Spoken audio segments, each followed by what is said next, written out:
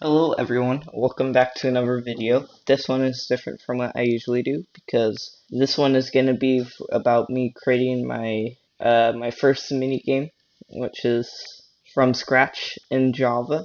But let's get this started. Alright, so the first thing that I needed to do was to create a frame, which is very easy. Through the power of editing, you'll see the 5 lines of code that's required. But I create the frame and then I need to create two objects, the player object and the enemy object. So I created a circle, just a circle for the enemy and the player. I've added it so then when the player will lose health, the circle goes from green to yellow to red. The enemy is just a black circle that's gonna fall from the sky that damages you. Then I implemented the player movement. So what I did was just add player to the frame, and then I just added this script, which is basically just listening for when the player presses different keys, so like WASD. And when you hold it, you'll be able to move left and right. Now the next problem is that you can just run out of a frame. So then now I have to make a border. What I did was, if the player goes past a certain amount of pixels, they will no longer move, and they can only move back in the other direction, which worked very well.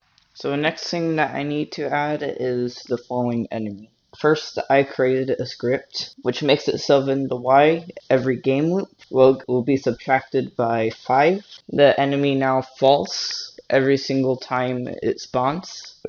It was very easy at first, making the enemy fall, until I made it so that it randomly goes to different X coordinates.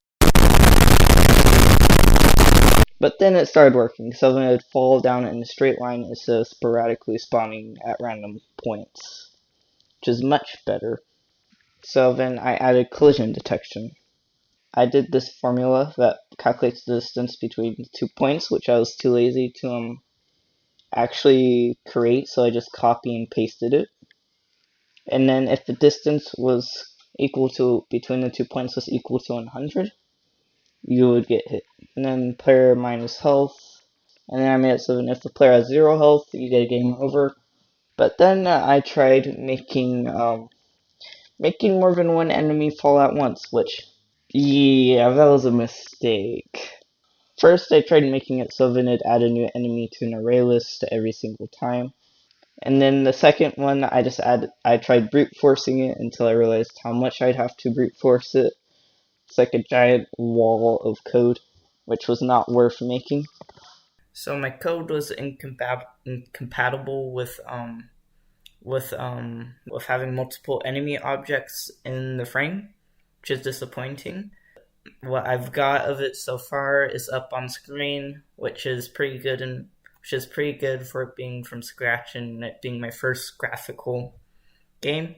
So I'm gonna do another video where I try to optimize this game and actually make it so that multiple balls can fall down and stuff. But yeah, see you in the next video.